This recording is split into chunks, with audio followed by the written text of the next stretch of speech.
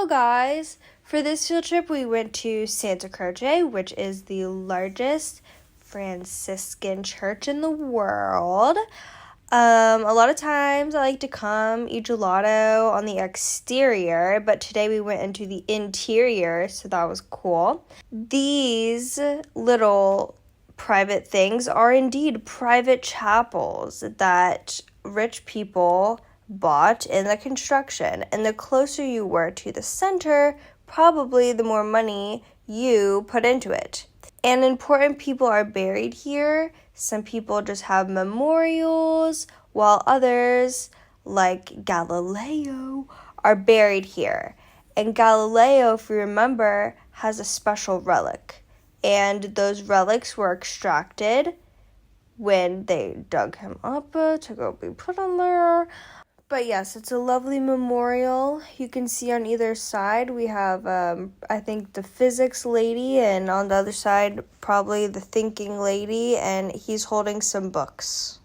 There also is a memorial for Dante, because they loved Dante, but not while he was living, unfortunately and sadly.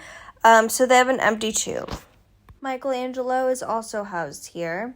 You can see there's 3 statues, one for each of his greatest talents, painting, sculpture, architecture.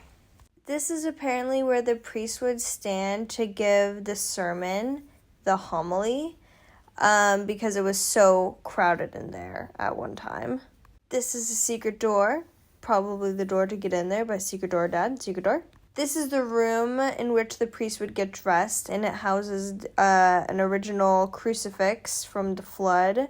This is a very large room. It also houses some relics. I thought this was skin because I read pelle, but then someone told me it was leather, so believe what you want. But overall, big room, a lot of stuff. I think this was the fount to wash up. This was another private chapel, perhaps the Medici chapel, but I'm not sure. With some glazed terracotta and a very famous work of art. This is the courtyard, and next to it is the Pazzi Chapel, this one, very symmetrical.